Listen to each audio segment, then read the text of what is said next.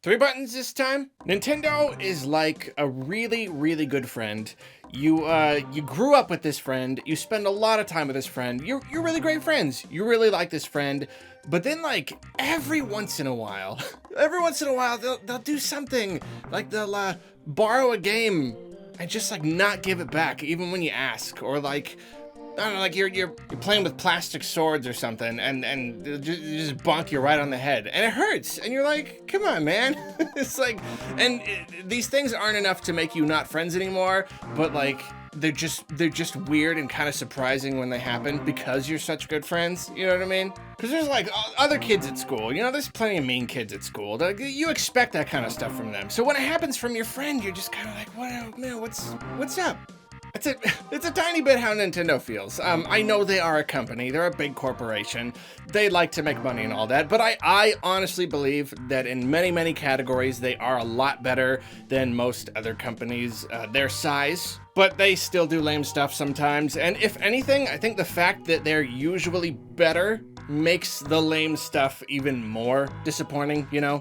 It's just like with the kids at school. I expect stuff from the other big companies, but whenever it comes from Nintendo, it's just kind of like, oh man. So a while back, Germany and Norway got mad at Nintendo for not offering refunds on pre-orders. They decided that this was against the law. They were doing this illegally, and they needed to allow people to refund their money if they had pre-ordered a game. I happen to agree with Germany and Norway's assessment that this is something that Nintendo should offer. This is a pro-consumer thing that they should be giving. But then apparently, just recently, a judge ruled in Nintendo's favor. The original article breaking this news is not in English, so I had to use Google Translate, so I hope I got the gist of it all right, but I'm pretty darn sure from what I read, they ruled in Nintendo's favor because Nintendo argued that when you pre-order a game, or, you know, pre-purchase a game, you enter an agreement, and that game is then loaded onto your Switch. They deem that a delivery of goods, which then fulfills the contract and lifts any sort of pre-purchasing protection that the customer might have had. That's at least what I could get from this, and you and I both know that that is absurd. It's absolutely absurd. When you preload a game onto your Switch, you can't even play it yet. You have the data, but there's no possible way to play the game. It's like you kind of have the product, but you kind of don't. And the only benefit of the doubt that I could possibly give Nintendo in this regard is that maybe they are scared of people finding a way to unlock the content early and then canceling to get their money back. That's a thing. I know that at least in one case, Paper Mario Color Splash had a weird glitch where certain people were allowed to play the game early.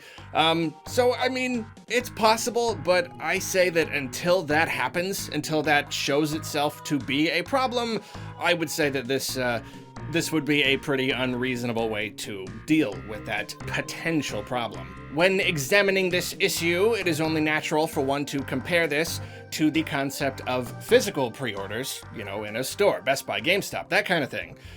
When you pre-order a game, usually you have to pay like a minimum of $5, and you can cancel that pre-order and get your money back at any time. Even if you pay off the game in full, if the game has not released yet and you have not received your copy, you can get your money back at any time. They're legally obligated to do that for you. And then some people are like, oh, it's a digital platform. All digital platforms are like this. But look at Steam.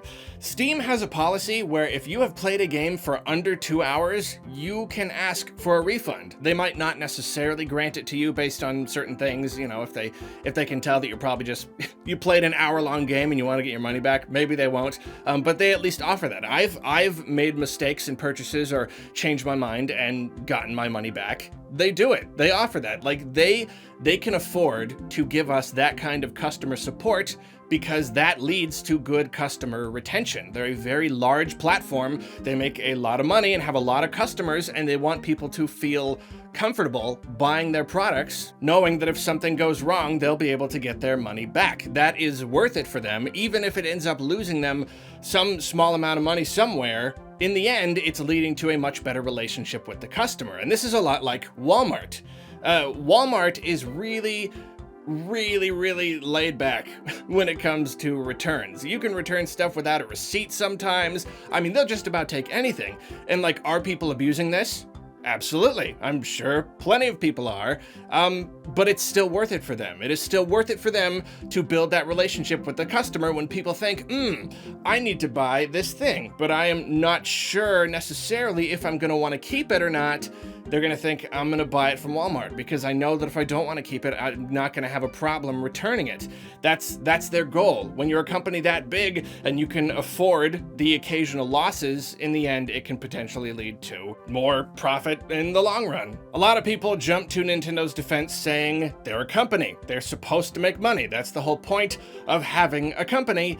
And I have always thought this was a really, really, really bad excuse for any company doing anything, because making money is the goal. Making money at all costs should not be the goal.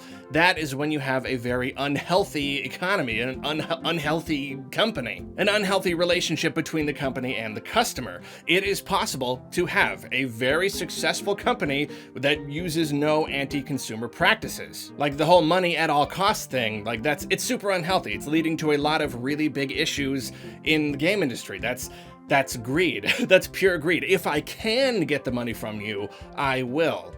That's not healthy, and that's not an excuse I'm gonna make for a company, especially one like Nintendo that has shown they're not always interested in just bleeding us dry of all of our money. We know that they're not. That's why people should call them out when they do things that do start to feel kinda like they're pulling in that direction of nickel and diming their customers, you know what I mean?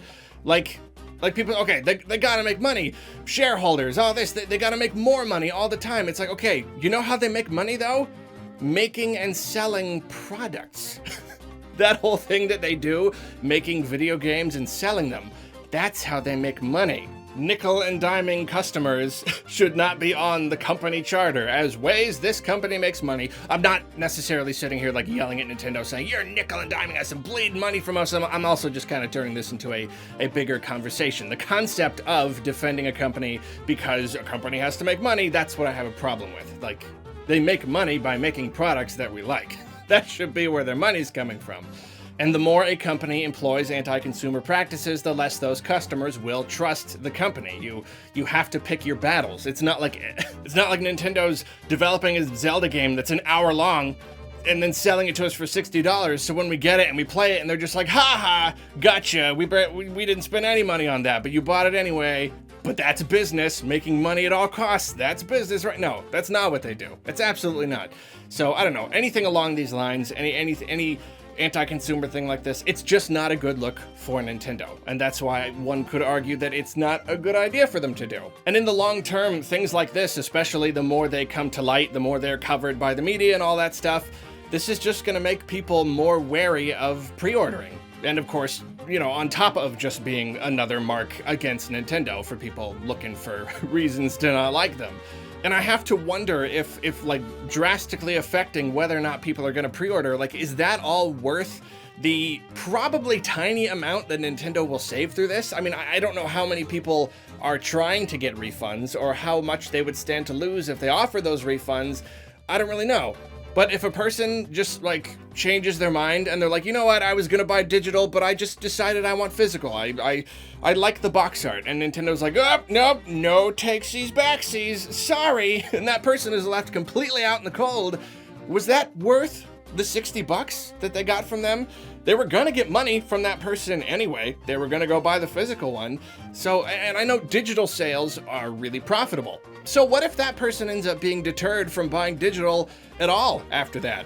If that happens, Nintendo has lost money. They need their digital storefront to be very consumer friendly to encourage people to use it as much as possible. It needs to be a comfortable experience.